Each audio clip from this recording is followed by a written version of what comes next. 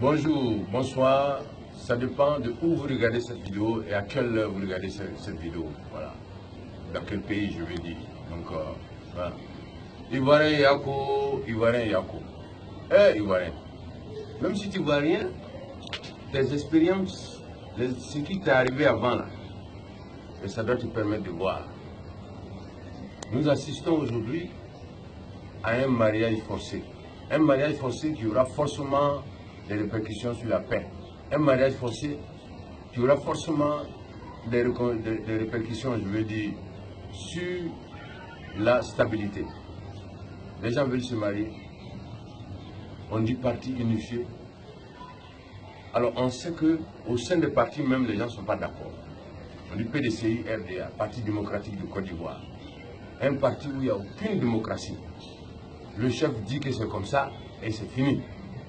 Comment notre génération peut accepter ça? Rassemblement des républicains. Quand le chef dit que c'est comme ça, tout le monde suit. Et c'est comme ça qu'ils ont fait ici. Hein.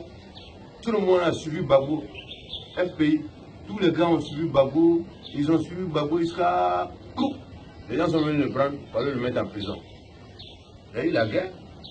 Parce que personne au sein du parti Gbagbo n'a été capable de dire à Gbagbo, le chemin que tu prends là, ce n'est pas un bon chemin. Ils sont restés dans ça jusqu'à... Comme Gbagbo lui-même disait, ils sont venus le prendre, ils l'ont mis en prison. Maintenant, les gens crient libérer Gbagbo, alors qu'eux-mêmes, ils ont vu Gbagbo aller en prison. Aujourd'hui, on assiste à un mariage forcé. On veut marier deux partis politiques sans demander l'avis des militants de ces partis-là. Alors, ceux qui sont en train de les marier là, ils sont vieux. Ils sont vieux. Alors, si on les marie de force, je dis que ceux-là ne seront pas là. Qu'est-ce qui va se passer? Alors, Ivoiriens préfèrent parler sur les réseaux sociaux ou dans les journaux, mais les gens, il n'y a pas de réaction. Ne nous retardez pas, hein, parce que nous, on a envie de créer les États-Unis d'Afrique. Dans les années 60, là, Oufoué nous a retardé aussi. Parce que Oufoué ne s'entendait pas avec Kwame Nkrumah, tous ceux qui voulaient unir l'Afrique, la plupart étaient en désaccord avec Oufoué. La Côte d'Ivoire, c'est le poumon économique de l'Afrique de l'Ouest. Donc c'est un pays très très important. Qui dit unité, dit économie, qui veut avoir la force doit avoir une force économique aussi. Et la Côte d'Ivoire fait partie des pays moteurs de l'Afrique de l'Ouest, sinon de l'Afrique. Alors aujourd'hui, on décide de créer un parti unifié. On dit qu'on va avoir un candidat unique, un candidat du RHDP. Mais on sait que les membres du RHDP ne sont pas d'accord. On veut les marier. Après, il va y avoir un président. Les gens ne seront pas d'accord avec eux. Dès que un papa, un des pères de cette unité-là va s'éloigner, les choses vont mal se passer. Et ça va mettre en cause la stabilité et la paix. Ivoirien Yako. Tout le monde parle. Quand vous allez au Mali, les gens s'expriment. Quand ils ne sont pas d'accord là, ils se retrouvent.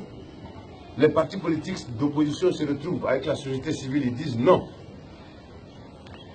On est là, ils sont en train de préparer quelque chose que les Ivoiriens, comme on le dit, leur nom même le prouve. Les Ivoiriens ne voient pas. Les mêmes causes produisent les mêmes effets. Choisir un candidat là, c'est ça que ça nous a créé des problèmes dans le passé. La Côte d'Ivoire a commencé à avoir des problèmes lorsque Ouattara a été exclu. Donc, quand Ouattara a été exclu, une partie de la population a été exclue. Ce qui nous arrange aujourd'hui, c'est que des élections libres, transparentes, inclusives soient organisées. Et donner la possibilité à tout le monde de se présenter et donner le choix, laisser le choix aux Ivoiriens de choisir.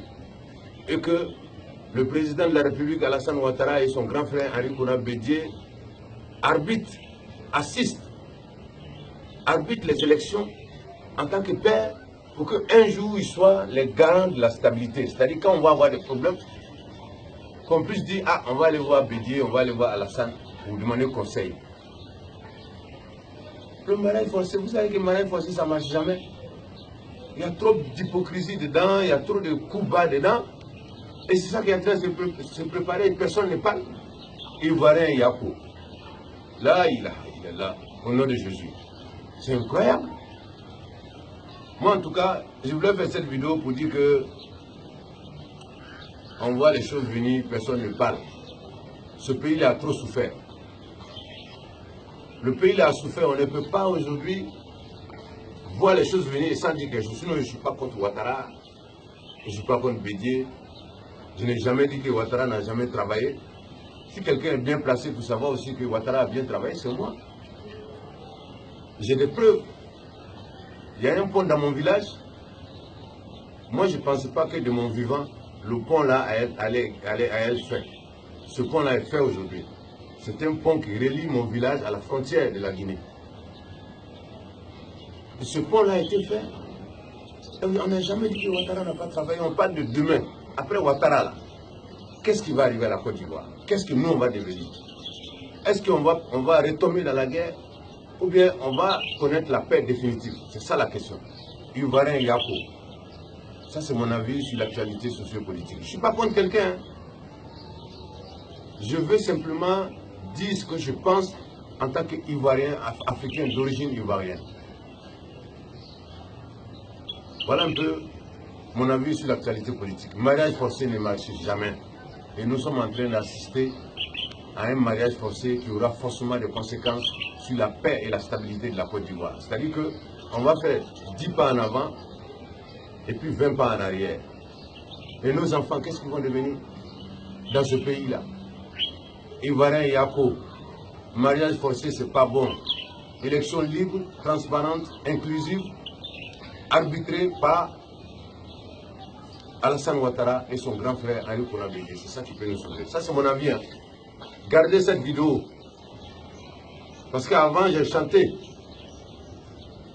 J'ai parlé à Bédié avant, il n'a pas écouté. J'ai parlé à Abgueï, il n'a pas écouté. J'ai parlé à Babou, il n'a pas écouté. Voilà mon avis. C'est mon avis. Hein.